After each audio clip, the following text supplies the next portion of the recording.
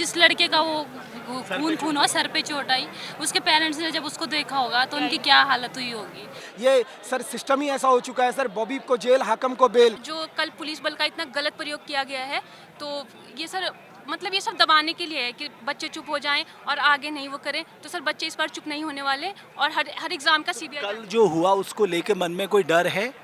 Sir डर क्या है, अब जब नौकरी नहीं लगेगी, इतने सालों से बच्चे प्रिपरेशन कर रहे हैं, घर वाले खर्चा आप देने के लिए तैयार नहीं है, मतलब कहाँ से ही देंगे, तो फिर क्या ही डर लगेगा ना। जब 280 क्वेश्चन अभी लड़कों के पास है तो पेपर को दे के फायदा है? कुछ है नहीं, बिल्कुल भी नहीं है। तो अब जाएंगे उत्तरकाशी, वहाँ 5000 खर्चा लगेगा, पेपर बिका हुआ है, तो कोई फायदा नहीं। नमस्कार, मैं हूं रमेश भट्ट। पारदर्शी परीक्षा कराने को लेकर छात्र जो आंदोलन कर रहे हैं, आज उसका ये तीसरा दिन है। पहले 2 दिन आपने देखा किस तरह से रात को उन्हें जबरन उठाया गया, उसके बाद का रिएक्शन जो है वो गांधी पार्क में दिखा। कल जो लाठीचार्ज हुआ, पथराव हुआ, उसके बाद आज फिर यहाँ शहीद स्मारक स्थल पर छात्र बड़े पैमाने पे यहाँ पर मौजूद हैं और वो जो उनकी मांग है, कंटिन्यूअस मांग है, उसको लेकर वो मांग कर रहे हैं। मित्र जरा बताइए आप। हम कल भी परसों भी 2-3 दिन से शांतिपूर्ण ढंग से मांग कर रहे थे। कल पुलिस वालों ने हम पे लाठी चार्ज की, परसों भी पुलिस वालों ने लाठी चार्ज करी और कल क्या हुआ, हम शांतिपूर्ण ढंग से बैठ रखे थे। सरकार ने अपने गुंडे भेजे वहाँ पे हमारे आंदोलन को ख़त्म करने के लिए, हमारे आंदोलन को कुचलने के लिए, जिसकी हम कड़ी निंदा करते हैं। और जब तक सीबीआई जाँच नहीं होगी तब तक ये आंदोलन चलता रहेगा। ठीक है, और भी कई मेरे साथी हैं, मैं जरा उनसे पूछता हूँ। कहाँ से आए भाई जी?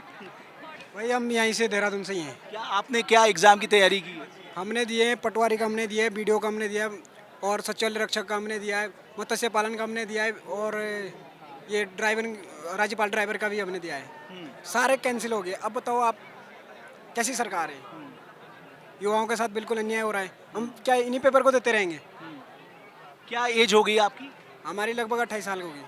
कितने साल से आप प्रिपरेशन कर रहे हैं? हम 15 से आए थे देहरादून में। आप लगा लो, अब 15 से लगा लो। आप कहाँ से आए बेटा? ये उतारिए ना प्लीज। हाँ, मैं पौड़ी से। बॉडी से। आप कब से प्रिपरेशन कर रही है? मुझे भी 1-2 साल हुआ है अभी। और कौन कौन से एग्जाम के आपने प्रिपरेशन की है? मेरा यूपीएससी एंड पीसीएस है, तो उसी में अब धांधली तो सब जगह ही हो रही, पूरा डिपार्टमेंट ही भ्रष्ट है, तो उसमें क्या करना है अब। देहरादून से। देहरादून से। आपने क्या प्रिपरेशन की है? मैंने जर्नलिज्म करा हुआ है और जर्नलिज्म छोड़ के मैं प्रिपरेशन के आई हूँ। 2 साल एक्चुअली हो चुके हैं मुझे, तो मैं वहाँ छोड़ के आई हूँ और यहाँ पे ऐसा हो रहा है तो मुझे बहुत दुख है। और मेरे कई साथी हैं। हाँ ब्रदर। यहाँ पे तो जितनी वैकेंसी निकल रही सब में एक ना एक सब में वही हो रहा है घोटाला। पेपर पहले कराते हैं, घोटाला पहले वही उजागर हो जाता है। सबसे पहले मैं आपका धन्यवाद करना चाहता हूँ, जिनके माध्यम से आज हमारी जो मतलब कल का कृत्य जैसे हुआ यहाँ पे पूरे ऑल इंडिया में देखा जा रहा है। हमारा सीएम धामी से सिर्फ एक ही मांग है, पहले सीबीआई उसके बाद पेपर। नहीं, जितनी भी पेपर करा रहे स्थगित कराओ तब तक जब तक हमारी सीबीआई। अच्छा, जो कल वो रात को कानून आया, उसको अध्यादेश लाए हैं। सर अध्यादेश क्या है? ना कोई विधानसभा में ऐसे थोड़ी होता है ये अध्यादेश। वो तो अध्यादेश तब होता है ना जब एक बार लागू करके दिखा दो। ऐसे तो कागज में तो सब लिख देंगे। नहीं, लेकिन वो एक प्रक्रिया है। वो अभी राज्यपाल उसको अगर साइन कर देंगे तो कानून बन जाएगा। 6 महीने बाद आप विधानसभा से उसे पारित करा सकते हैं। ऐसे कानून का अभी पहले जब 10 तारीख को उनकी कैबिनेट थी उसी में हो जाता है। जिस पे करने के दम होता है ना, वो टाइम नहीं देखता है, जिसको करने का वो करके दिखाता है। आप कहाँ से आए भाई जी? सर मैं उत्तरकाशी हूँ, एक्चुअली मैं यहीं रहता हूँ। पर अगर उनको एक कानून बनाना ही था तो कब का बना देते। इनको क्या है, लड़कों को मतलब ऐसे गुमराह करना है और कुछ काम नहीं है, क्योंकि इनको पता है अगर हम कानून बना देंगे तो सारे हमारे जितने भी है सारे चले जाएंगे। इस चक्कर से इनको क्या है कि बस आगे का पीछे करना है और कुछ इनका है ही नहीं। और देखो पेपर है परसों, कल 12 तारीख को। आपको देना वो पेपर? सर मैं तो बिल्कुल नहीं दूंगा, क्या फायदा उस पेपर दे के जब 280 क्वेश्चन अभी लड़कों के पास है, तो पेपर को दे के फायदा है? कुछ है नहीं, बिल्कुल भी नहीं है। तो मैं तो ये बोलता हूँ कि फालतू का 2-3 हज़ार खर्चा लगाना है। हमारे घर वाले पहले बेरोजगार हैं, घर का अपना खेती बाड़ी का नहीं होता है, कहाँ से लाएंगे? घर वाले भी बोलते बेटे रहने ही दो, क्या करना है फिर। तो अब जाएंगे उत्तरकाशी, वहाँ 5000 खर्चा लगेगा, पेपर बिका हुआ है, तो कोई फायदा नहीं है। मैं तो ये बोलता हूँ अगर कैंसिल होता तो ठीक है, अन्यथा भाई आपको जो करना है कर लो, और क्या कर सकते हैं हम। सीबे आप पेपर नहीं देने जा रहे? सर दे के फायदा नहीं है ना, अगर फायदा होता तो हम दे देते। क्वेश्चन पेपर ऑलरेडी बाहर है। कल क्या था, मतलब कितने थे वो लड़के? कल तो 42 लड़के थे, कल 44 थे, आज सुबह 52 हो गए। ये कहाँ क्या चल रहा है? ये तो मतलब ये लॉलीपॉप देना है, पकड़ा दो। कल पुलिस का रिजल्ट निकाला, उन्होंने 1.5 गुना लड़कों को इसमें ना तो इसमें कोई जांच हुई, ना इनका ये हो रहा है। और 2300 कैंडिडेट क्वालिफाई करवा दिए, काय के लिए करवाए वो? इतना तो सभी को पता है, कितनी कितनी सेटिंग करवाओगे ना, नंबर दिखाए उनके, नंबर भी नहीं दिखाए उनके, नंबर तो दे देते ना कि हाँ भाई, अब वो बीच में घुसाएंगे, जो नीचे वाले हैं उनको ऊपर ले आएंगे, बाद में दिखा देंगे कि इनके जो है इतने, इनके इतने, कुछ पता तो लग नहीं रहा। हमारी एक ही मांग है कि सीबीआई जांच हो, पहले पेपर को पोस्टपोन किया जाए, फिर उसके बाद जो है सारा प्रोसेस को सही तरीके से किया जाए। आप लोग कहाँ से आए हैं? देहरादून से ही हैं सर हम तो। आपने काहे की प्रिपरेशन की?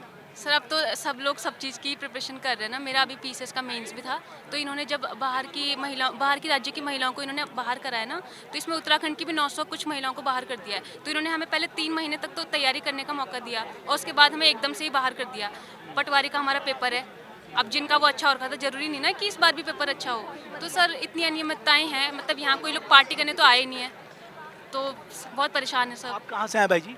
सर मैं चक्राता का रहने वाला हूँ और मैं यहीं पे प्रिपरेशन कर रहा हूँ देहरादून में। तो सर मैं भी 3-4 सालों से उत्तराखंड की तैयारी कर रहा हूँ, पर सर जो अभी सिस्टम चल रहा है उसको देख के तो लगता है कि जो हमारी एज ही निकल जाएगी, पर ये कभी सिस्टम सही नहीं होने का सर। तो सर ये बता सकते क्या है कि सिस्टमिक रिफॉर्म हमें करने हैं ना, जब तक सिस्टम नहीं बदलेगा तब तक आप फ़ायदा नहीं होगा। तो सर जो आप यहाँ पर देख रहे हैं ना, ये सिर्फ हम परीक्षार्थी नहीं हैं, हम उत्तराखंड का भविष्य हैं और देश का भविष्य है। और देखो आप क्या हो रहा है उसके साथ, क्योंकि हम इसलिए बाहर निकल रखे हैं, हमारे पास धामी जी के जैसा ऑप्शन नहीं है। वो एक बार हार गए तो उनको उपचुनाव का ऑप्शन है उनके पास, उनको हार के भी जिताया जाता है। हमें सिर्फ एक ही चांस मिलता है सर, उसमें अगर हम पास होते हैं तो ठीक, वरना फिर हमारा करियर उसके बाद ख़त्म हो जाता है।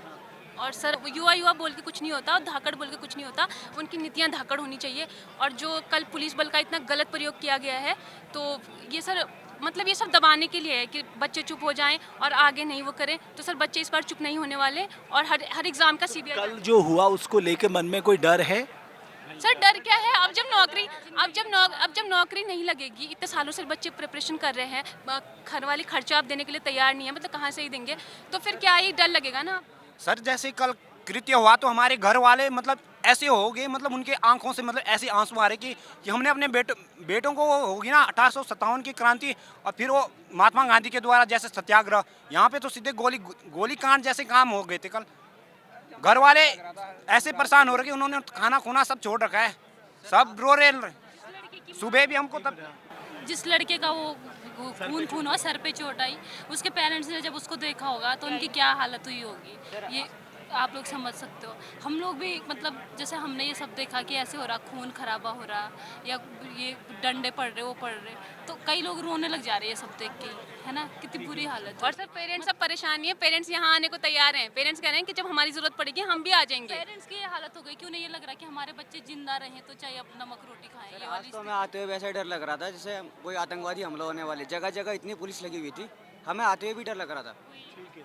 तो ये जो वो छात्र हैं आपने देखा, सारे लोग जो जगह एक तो यहाँ पर बहुत कम है, उन सब का यही कहना है कि साहब वो एक ट्रांसपेरेंट सिस्टम की मांग कर रहे हैं। वो ट्रांसपेरेंट सिस्टम क्या है कि आप जांच करा लीजिए और उसके बाद परीक्षा करवाइए। जांच हाई कोर्ट के जज की निगरानी में करा लीजिए। एक कठोर कानून की बात है जिसका ऑर्डिनेंस को कल साइन किया गया है, लेकिन लगता नहीं कि इससे गतिरोध टूटेगा। जाहिर है सरकार को कदम आगे बढ़ाते हुए बातचीत के जरिए वो रास्ता निकालना होगा जिससे छात्रों का भविष्य सुरक्षित हो सके। हाँ मुकुल, ये जो पूरा घटनाक्रम चल रहा है इस पे क्या कहना चाहेंगे कि जब तक सरकार नहीं मान लेती आपकी मांगे तब तक आप यहीं जमे रहेंगे? सर सबसे पहले तो देवभूमि डायलॉग का बहुत बहुत धन्यवाद। तो सर हम तब तक नहीं हटेंगे जब तक हमारे अध्यक्ष बॉबी पवार को यहाँ से रिहा नहीं कर दिया जाता और हमें ये सरकार आश्वस्त नहीं करती कि जो आगामी जो हमारी परीक्षा होने वाली है उस परीक्षा का क्या है हिसाब किताब। सर हम लोग मानसिक तौर पे इतने शोषित हो चुके हैं, हम क्या परीक्षा देंगे सर। परसों कुछ लोग वो पेपर लेकर बैठे हैं, लगातार हरिद्वार में सॉल्व कर रहे हैं और हम यहाँ पर सर धरना दे रहे हैं। हम ही वो परीक्षा देने जाने वाले हैं परसों, हम क्या उस परीक्षा में लिख कर आएंगे सर। हमारे माँ बाप ये सोचते हैं कि बच्चा अब निकलेगा, लेकिन इस तरीके से सर इस माहौल में कैसे निकलेंगे हम सर। आगे मतलब ये तय है कि ये आंदोलन आगे बढ़ेगा या आपको लगता है कि बातचीत हो रही है तो बातचीत से कोई रास्ता निकलेगा? सर आप देख ही चुके हैं, बातचीत से अगर रास्ता निकलना होता तो पिछले 4 साल से लगातार बातचीत चल रही है सर।